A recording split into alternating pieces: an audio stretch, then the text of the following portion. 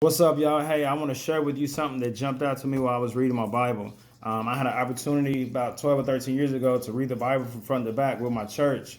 It took a long time for me, and it was very hard because, as you know, there's words in the Bible that at least I can't pronounce, but I was able to bypass those and just finish all the way through, starting to Genesis. And I really challenge you, and I think that it's amazing that if you do read the Word for yourself, you'll build a relationship with God, a personal relationship with God, and you'll understand the Bible from your point of view and not your grandmother's words, not your pastor's words. So it's something you should really consider.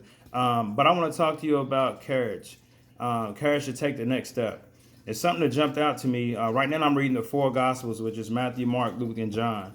And reading Matthew's in the Bible that I have, it's a spiritual renewal Bible. It's the NIV version, but it also has side notes, footnotes to help you understand the passage. Something that jumped out to me is talking about courage to take the next step.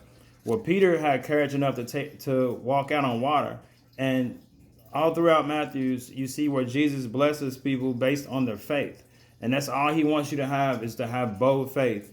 There was even a point in the Bible where somebody just feel like they can reach out and touch his clothes that they will be healed, and he acknowledged that. He's saying, if you just think you can touch me, and I'm gonna heal you because your faith has saved you. So hopefully I can motivate you just to have bold faith and just jump out there and start. And by doing that, God will help you because he sees that, okay, you believe in me enough to just take that step, and I help you get through. But if you can bear with me, I'm going to read this passage, and maybe it bless you. And this is just a footnote that the writer put in here. So it's talking about courage to take the next step. I'm going to go ahead and read it real quick, and then I'm going to discuss something with you that jumped out to me. Let me see where I'm going to start. I don't read the whole thing. Okay, so able to take the next step. So, but now with our eyes fixed on Jesus, we will have to face our fear of the unknown and get beyond it. If we wait for all our fear to go away before we begin to transform our lives, we will never make significant spiritual progress. Courage isn't the absence of fear. Courage means that we take advantage of the little strength we find within us, that we find little ways to encourage ourselves, and that we stubbornly follow God's directions. It means that we find enough strength to take a step in the right direction. In the account where Jesus walked on the water, the disciples were terrified when they saw him. Lord, if it's you, Peter replied, tell me to come to you on the water. Jesus told him to come, so Peter went over the side of the boat and walked on the water towards Jesus. Peter became terrified and began to sink, but Jesus reached out his hand and lifted him up. Peter gathered up enough courage to take one step in the Lord's direction when the Lord called to him. He ventured out into a new experience. When he got in over his head, Peter called out and found that help needed. We too need only to summon the courage to take a step in the right direction, whether or not we feel afraid or need help. With God's help, we will make it when we step out in faith. I thought that Peter was amazing because Peter was the only disciple that saw God walking on water, and he said, God, if it's you, allow me to come out there and walk with you. So to me, that's taking a step. That's bold faith saying, you know what?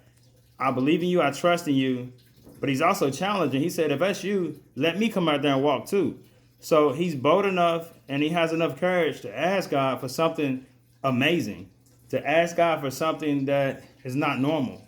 And I think that we can do the same thing if we can ask God for crazy dreams to help us in the midst of a storm, to help us get to the next level, to help us eliminate all of our fears and just take it to the next step. Right here, it shows that Peter did that, but while God allowed him to walk on water, Peter got scared and nervous and he started to sink. But at the same time, he asked God to help him, and God still reached down and pulled him up. And I believe it's because of his faith, he didn't let Peter drown. He didn't let Peter sink all the way. He just showed him that I'm with you, but I love the fact that you had enough courage to even step out of the boat and trust me enough to help you walk. And I think it's what we need to do with our lives. Whatever you got going on, whatever struggle you have, whatever doubt, whatever fear you're dealing with, just ask God to lead you, but you're going to have to take the first step. That's what God's about. God's about you taking enough step, the first step, and believing in him all the way that he will help you.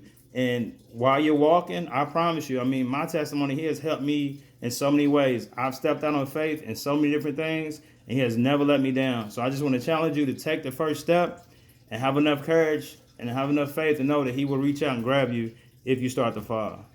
Much love.